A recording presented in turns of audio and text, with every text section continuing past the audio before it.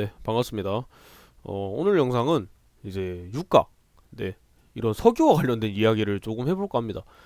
석유가 이제 사실 이제 우리나라 같은 입장에서는 굉장히 중요한 이런 에너지 자원 중에 하나라고 이제 볼 수가 있거든요. 우리나라는 이제 수입이나 수출을 이제 중점적으로 하는 국가다 보니까 그런 부분에서 이제 석유나 이런 가격들이 이제 굉장히 크게 이제 영향을 미칠 수가 있는 그런 상태죠. 그렇기 때문에 최근에 유가가 많이 상승했는 그런 포인트를 두고 네, 좀 더 이제 그런 유가랑 관련된 이야기를 좀 할 거고 이제 정유사에 대한 이야기도 좀 해볼까 해요. 네, 정유사사 이렇게 해가지고 이런 정유나 이런 것들이 이제 어떤 식으로 이제 구조가 이루어지고 밸류체인에 대해서 좀 더 얘기를 해볼 거고 그다음에 이런 것들이 수익이나 이런 것들은 어떤 식으로 이렇게 구조가 나타나는지 뭐 그런 것들에 대해서 이제 이야기를 해볼까 합니다. 그래서 일단은 뉴스 기사부터 일단 살펴보고 오도록 하겠습니다.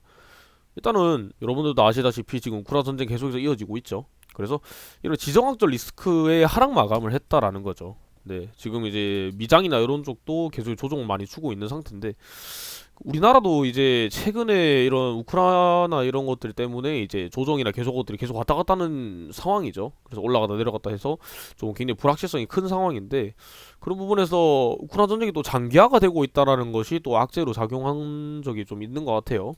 네, 그런 부분이 있고 지금 전쟁 상황이나 이런 것들을 좀 봐야지 알겠지만 지금 러시아 국가 신용등급이 이제 C로 하향을 했다. 그러니까 디폴트 직전 수준이다라는 거. 글로벌 이제 경제가 지금 이제 전부 다 러시아의 이런 경제나 이런 것들을 압박을 하고 있죠. 네, 실제로도 뭐 그런 자금을 갖다 이제 아예 묶어버리거나, 네, 아니면은 이제 뭐 국채를 갖다 이제 제외를 시킨다든가, 아니면 국가 지수에서 제외한다든가, 글로벌 지수에서 제외를 시키면서 이제 거의 러시아를 계속해서 고립을 시키고 있는 상태죠. 그래서 지금 아직까지 전쟁이나 이런 것들의 상황을 좀 지켜봐야지 알겠지만 이제 전문가들이 예측하는 날짜는 이제 3월 16일이라고 하더라고요.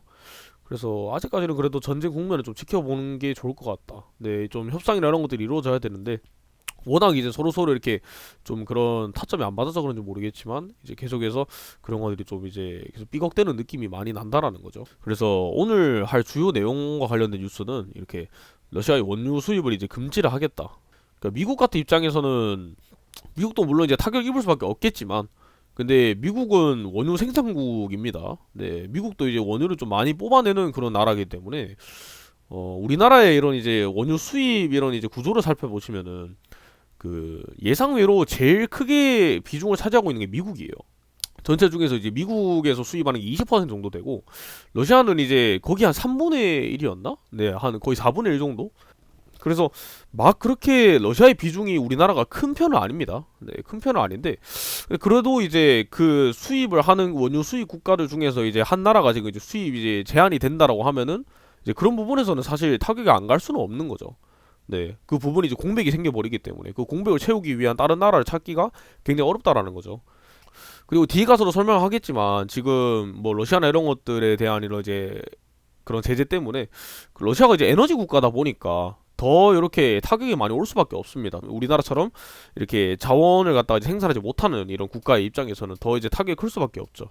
네, 그러다 보니까 최근에 여러 석유 가격이나 이런 것도 올라가다 보니까 자연스럽게 이제 조선이라든지 해양이라든지 뭐 뿐만 아니라 이제 약간 수송이나 운송 관련 이런 주에서는 이제 타격을 받을 수밖에 없는 거죠.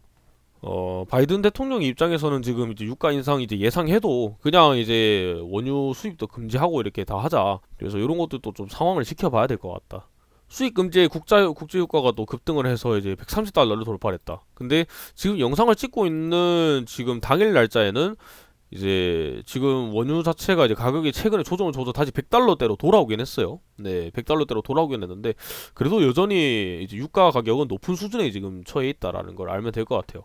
네, 그래서 보시는 것처럼 원유 차트입니다. 네, WTI 원유 차트인데 최근에 계속 올라왔죠, 거의. 네, 계속 올라오다가 우크라이나 전쟁 때문에 이제 더 올라왔죠. 그러다가 지금은 이제 조정 한번 이제 받고 거의 100달러 수준을 유지하고 있는데 그래도 여전히 비싼 상황은 맞습니다. 네, 거의 올 쇼크 이제 그때 비슷하게 지금 올라간다고 하는데 그래도 아직까지는 이제 뭐 100달러인데 근데 이 전쟁이 어떻게 되는지에 따라서 이제 또 유가는 이제 크게 바뀔 수가 있다라고 저는 봐요.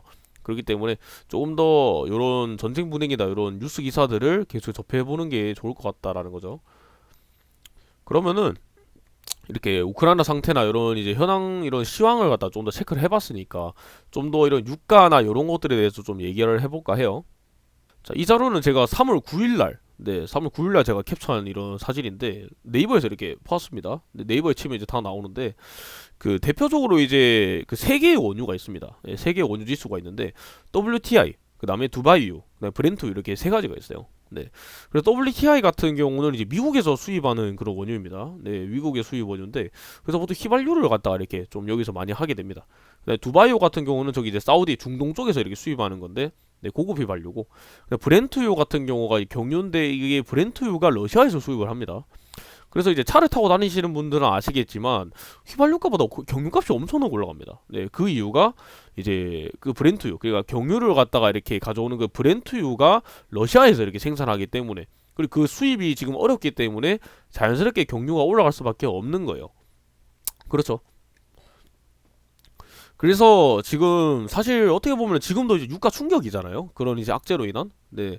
근데 그런 부분을 좀 대비하기 위해서 만들어진 게 저번에 이제 한번 뉴스에도 나왔었지만 이제 전략 비축유라는 게 있어요. 네, 국가들마다. 네, 전략 비축유라는 게 국가들마다 있는데 근데 요런 전략 비축유가 언제 이렇게 얘기가 나왔었냐면은 예전에 그 유가 지수가 마이너스 찍을 때. 네. 작년에 이제 코로나로 이래가지고 유가 지수가 마이너스 찍을 때 그때 이제 뉴스에서 기사에 나온 게 지금 이제 유가가 이제 많이 가격이 내려갔을 때 이제 전략 비축유로 지금 많이 이제 사들여야 되지 않나 약간 요런 이야기가 나왔었거든요. 그래서 이 전략 비축유를 갖다가 이제 살펴보면은 미국이 엄청나죠. 네, 미국은 그 당시에 이제 전략 비축유 계속 사들이겠다 하고 계속 사들였었습니다. 네, 계속 받아들여가지고 이제 이거를 뭐 어디든지 보관을 할 테니까, 그러니까 이거를 전략 비축유를 이제 받아들이겠다 하면서 그때 엄청나게 받아들였습니다. 그래서 딱 코로나 시작되는 그 시점에 거의 뭐 5배 가까이 뛰었죠. 네, 그래서 이때 전략 비축유를 갖다가 굉장히 많이 담아 놨었습니다. 네. 그래서 다른 나라들 같은 경우에는 사실 크게 이렇게 증가는 안 했습니다. 우리나라 같은 경우도 그때 이제 뭐 좀 사들이자 해서 조금 더 사들이긴 했는데 그래도 막 크게 미미하고, 반대로 뉴질랜드 같은 경우는 전략 비축유가 오히려 줄었네요. 네, 아마도 코로나 때 이제 많이 사용했는 걸로 보입니다. 네, 그렇게 된 것 같고, 그래서 이 전략 비축유가 사실은 국가에 있어가지고 굉장히 중요한 역할을 한다라는 것이죠. 네, 이런 전략 비축유가 또 이제 예전에 73년 때 이제 1차로 오일쇼크가 나타났을 때 그때 원유 수입이 완전히 중단됐었습니다. 그때. 네, 그래서 이제 미국이 처음으로 이렇게 뭐 국가 에너지 안보 이런 것들을 갖다가 이제 지키겠다라는 취지에서 전략 비축유라는 것 갖다가 이제 정책을 이제 확보를 해서 실제로 이제 진행을 시킵니다. 그래서 그 이후로도 이제 뭐 다른 나라도 이제 그렇게 많이 전략 비축유를 갖다가 가져가긴 했는데, 그래서 지금 생각해 보면 이제 유가가 엄청나게 급등을 했을 때 이렇게 전략 비축유를 갖다가 좀 더 이제 풀어줌으로써 유가 관리를 좀 이제 할 수가 있는 것이죠. 이제 그런 유가 상승이라든지 이런 전략 비축유에 대한 이야기를 했으니까 이번에는 정유 사사에 대한 이야기를 좀 하고, 그 다음에 좀 간단하게 이렇게 정유나 이런 것들이 어떤 과정으로 이루어지는지에 대한 그런 정제 과정에 대해서 얘기를 좀 할 거고요. 네. 그러면 이런 것들이 좀 더 이제 우리 사회적인 측면에서는 이제 어떤 식으로 이렇게 다가오는지, 네, 그런 것들에 대해서 좀 이야기를 해볼까 합니다. 그래서 지금 앞에 있는 자료를 보시면은 정유 4사가 나옵니다. 옆에 보시면 SK, 그다음 GS, 뭐 S-오일, 그다음에 현대오일 이렇게 해서 총 4개의 이제 기업이 있습니다. 이 4개 기업이 이제 우리나라에서 정유사 중에서는 이제 거의 가장 큰 틀을 가지고 있다라고 생각하시면 될 것 같아요. 그래서 이제 이 4개 중에서 이제 이게 시장 점유율을 나타내는 건데 19년도에 보시면은 이 시장 점유율 자체가 그렇게 막 차이가 안 난다는 걸 볼 수가 있어요. 물론 이제 SK가 지금 이제 좀 큰 비중을 차지하긴 하는데 뭐 다른 3사하고도 이제 사실 크게 별반 차이는 없습니다. 그래서 이 정유사 이제 이 4개의 기업이 이제 수익 구조나 이런 것들이 거의 비슷하게 가져간다라고 보시면 될 것 같아요. 점유율 자체도 비슷하기 때문에 사실은 경쟁이나 이런 것들도 이제 막 그렇게 막 치열하고 이렇게 막 그 위아래가 나눠져 있는 그런 경제가 아니라는 거죠. 경쟁이. 그래서 일단은 이제 시장 점유율은 굉장히 비슷하다는 걸 알면 될 것 같고, 좀 더 간단한 유통 과정에 대해서 조금 더 이야기를 해볼까 합니다. 자, 대표적으로 이 석유로 가져왔을 때는 이 석유랑 관련된 사업이 총 3개가 있습니다. 보시는 것처럼 원유도 있고, 그다음 일반 이 원유로 갖다가 이렇게 정제 끓여가지고 이렇게 부산물을 통해서 이제 나타내는 이런 이제 정제 과정이 있고, 그 다음에 이 정제 과정을 통해서 이제 추출해내는 이런 그런 기본 이제 재료로 가지고 또 제품을 그러니까 석유 제품을 갖다 생산하는 그런 생산 라인이 이렇게 3가지가 있습니다. 그래서 우리가 오늘 이제 주로 살펴볼 거는 이제 정제 과정, 그리고 정유 산업에 대해서 조금 더 이야기를 해볼까 해요. 근데 물론 다른 부분도 이야기하면 좋지만 또 다른 부분은 다른 부분대로 이제 내용이 좀 이제 광범위하고 많다 보니까 일단 오늘 이제 주요 내용인 이런 정제 과정에 대해서 좀 더 이야기를 해볼 겁니다. 자, 우리가 이 정제하는 과정을 알기 위해서는 이제 가장 먼저 알아야 되는 게 바로 이제 원유 증류 장치라 해서 이 CDU에 대한 개념을 좀 아셔야 됩니다. 그래서 지금 옆에 이제 제일 왼쪽에 나와 있는 정제탑, 네, 이게 바로 그냥 CDU 그거를 보고 말을 해요. 그래서 이 정제 능력이라고 하는 거는 여기 나오고 있는 이 CDU를 갖다가 하루 동안 이 부산물들을 포함해서 이런 것들을 얼마나 생산해내느냐, 옆에 있는 것들을. 그러니까 이제 이 원유를 갖다가 이제 얼마나 생산해서 이제 처리를 할 수 있느냐, 그런 가동률을 갖다 나타내는 게 바로 CDU 가동률이라고 해요. 그래서 이 CDU 가동률이 높으면 높을수록 그만큼 이 정제를 갖다가 잘 해낸다라는 걸 의미를 하기 때문에 이제 정유사의 입장에서는 자연스럽게 이제 정제 마진이 올라갈 수밖에 없는 거예요. 네, 정제 마진이라는 거는 휘발유나 경유 이런 것들처럼 이제 제품 가격에서 운용 비용이나 유가 비용 등 그냥 원자재 가격을 뺀 수치라고 이렇게 사전에 나와 있는데, 말 그대로 그냥 이 정제를 하고 나서 남은 돈을 말을 해요. 네, 그렇기 때문에 이 정제를 갖다가 잘하면 잘할수록, 그러니까 유가나 이런 것들도 당연히 영향 끼치게 되겠죠. 그래서 요런 이 CDU 가동률이 높으면 높을수록 그만큼 이런 정제를 잘 해낸다는 걸 의미하기 때문에 정제 마진율이 자연스럽게 올라갈 수밖에 없습니다.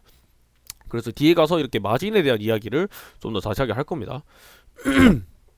그래서 보시면은 여기 그 정제를 했을 때 나오는 그런 부산물들이 뭐 벙커CU도 있고 뭐 경유나 등유, 뭐 나프타, 휘발유, LPG 이런 것들처럼 부산물들이 되게 다양하게 있습니다. 이 다양하게 나오는 것들이 또 다양하게 쓰이게 되고요. 네, 그런 것들을 좀 알면 될 것 같아요. 그래서 그 고도화 정비라는 게 있어요. 네, 고도화 공정이라는 게 있는데, 그 고도화 공정이라는 게 뭐냐면은 지금 나오고 있는 벙커CU, 네, 지금 요런 것들은 이제 사실 한 번 더 이제 정제를 하는 과정이 있어요. 네, 요런 것들이 이제 뭐 고유황 이제 BCU 이렇게 해가지고 그렇게 하는데, 근데 요거를 갖다가 한 번 더 이제 가공을 시켜가지고 그리고 고도화를 했을 때 위에 있는 이런 다른 휘발유나 이런 것들을 좀 더 추출을 해낼 수가 있는 거죠. 그냥 한 번 더 끓인다는 거예요, 말 그대로. 네, 한 번 더 끓여가지고 이런 것들을 갖다가 한 번 더 할 수 있는 그런 이제 설비를 갖다 생산해내서 휘발유나 이런 것들을 더 이제 생산하는 거죠. 왜 그러냐면은 그 이 원유로 갖다 정제를 했을 때 벙커CU가 거의 40%를 차지합니다. 지금 이런 이제 선박용에 사용하는 벙커CU가 40%가 나오기 때문에 사실 그 40%를 다 주면 아마 60%또 위에 있는 걸 다 추출해야 되는데, 네, 양이 부족하잖아요. 네, 그걸 갖다 좀 더 이제 위에 건 더 비싼데, 그리고 그러다 보니까 이제 이런 벙커CU를 갖다가 활용을 해가지고 위에 있는 휘발유나 이런 것들을 이제 더 추출해내기 위해서 그런 설비들을 만들어가지고 그 다시 공정 처리를 하는데, 그거를 보고 이제 고도화 공정이라고 해요. 네, 그런 고도화 공정이 가장 잘 되어 있는 기업이 바로 SK고요. 그러다 보니까 점유율도 상당히 높죠. 네, 그래서 고도화 공정에서는 이제 SK가 이제 우리나라에서는 가장 이제 큰 이런 고도화 정비를 가지고 있다. 이런 것도 좀 아시면 될 것 같아요. 그래서 여기 중간에 보면 나프타라는 게 있습니다. 네, 조금만 설명을 하자면은 이 나프타라는 거를 갖다가 이렇게 정제를 해내가지고 석유화학 재료로 만든다고 되어 있는데, 근데 이 나프타를 이제 그냥 이제 사용하는 게 아니라 이제 요거를 또 가공을 합니다. 네, 그래서 요 가공하는 과정을 보고 또 이제 업스트림하고 이제 다운스트림으로 이렇게 두 단계 과정을 거치게 되는데, 그래서 이 뭐 요거를 갖다 크게 설명하자면 또 이제 많이 복잡하기 때문에 간단하게 나프타를 갖다가 이렇게 기초 유분을 먼저 생산해내는 게 업스트림 과정이고, 그 업스트림 과정에서 이제 다시 한 번 더 이제 정제를 시켜가지고 이렇게 합성수지나 고무 이런 것들을 또 생산해낼 수가 있어요. 네, 그걸 뭐 다운스트림이라고 하는데, 이런 것들은 이제 그냥 이런 것들이 있다라는 것만 알면 될 것 같아요. 그래서 정유나 이런 것들에는 이제 조금 더 먼 이야기이기 때문에 이런 것들은 이제 그래도 알고 계시면 좋을 것 같아서 네, 설명을 드립니다. 그래서 이제 이렇게 추출해낸 원유를 갖다가 정유사나 수입사에게 이렇게 하죠. 하고 나서는 보통은 정유사 직영주유소, 네, 바로 이제 넘어간다든지, 그게 아니면은 이제 일반 판매소나 이런 자영주유소 이런 쪽으로 이제 넘어가게 됩니다. 그래서 여러분들이 차를 타고 다니시는 분들은 아시겠지만 조금 이렇게 기름을 넣으실 때도 좀 전략적으로 이제 취하고 싶으시다면은 그런 이제 브랜드별로 이렇게 나오고 있는 그런 주유소를 갖다가 이제 잘 선별을 해야 됩니다.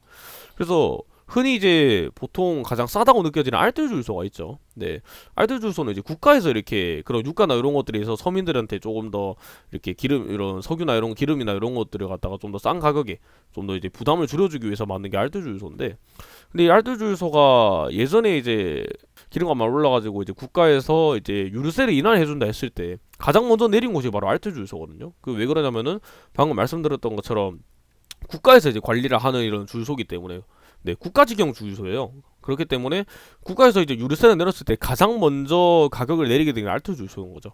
네, 근데 일반인의 정유사 직영 주유소 같은 경우는 원래 가지고 있던 그 유가, 그러니까 이제 자기들이 가지고 있는 이런 석유나 이런 것들, 휘발유나 이런 것들이 이제 이미 가지고 있기 때문에 재고가 남아 있는 거죠. 그래서 이제 그 재고 가치를 갖다가 이렇게 계속 반영을 시켜야 되기 때문에 가격이 조금씩 적게 이렇게 떨어지는 거고요. 그러다 보니 이제 직영 주유소는 사실 조금 더 비쌀 수밖에 없습니다. 왜냐하면은 이런 유가나 이런 것들이 좀 더 빠르게 이렇게 적용이 되기도 하고, 그 다음에 이런 정제 마진이나 이런 것들도 이제 같이 이렇게 연관이 되기 때문에 확실히 알뜰 주유소보다는 조금은 더 이제 비쌀 수밖에 없어요. 네, 근데 사실 가격 차이는 그렇게 많이 크게는 나지 않죠. 네, 그렇기 때문에 뭐 그런 이야기를 좀 합니다. 그래서 일단 우선적으로 오늘 살펴본 내용들은 이제 우크라이나 현재 이런 시황이나 이런 것들이 어떻게 이루어지고 있는지, 네, 그런 데 대한 좀 이야기를 했고, 그 다음에 석유나 이런 것들이 가격이 지금 많이 상승하고 있다라는 그런 것들을 살펴봤고요. 지표들을 확인했고요. 이런 유가 상승 확인을 했고, 그 다음에 차트도 이제 조금 체크를 했었습니다. 그리고 이제 전략 비축유에 대한 요 이야기를 조금 더 했었고요. 정유사사나 이런 것들에 대한 이야기를 좀 더 했었습니다. 그리고 네, 정유사사 이제 뭐 SK하고 뭐 GS, 그다음에 뭐 현대올뱅크, 그다음에 SO일 이런 식으로 네 개가 있다라는 걸 확인했고, 좀 더 이제 간단하게 이렇게 유통 과정 이런 것들 어떻게 되는지, 그다음에 뭐 정제 과정이라든지 이런 것들은 또 어떻게 이루어지는지, 또 이런 것들에 대한 이야기를 했었습니다. 그래서 좀 더 이제 석유랑 관련된 좀 이런 기초 이야기들을 좀 많이 했다라고 생각하시면 될 것 같아요. 다음에 알아볼 내용은 이제 정제 마진에 대한 이야기를 조금 더 자세하게 해볼 거고요. 그 다음에 정유사사나 이런 부분이 있어가지고 재무제표를 좀 더 확인을 해보고, 그 다음에 이런 정제 마진이 이제 유가나 이런 것들 뿐만 아니라 이런 수익 구조에 어떻게 영향을 미치는지에 대해서 이야기를 해볼까 합니다. 근데 지금 영상 길이가 너무 길어서 일단은 이제 여기까지 하고, 그 다음에 다음 영상에서 이제 나머지 내용을 다루도록 하겠습니다. 네, 감사합니다.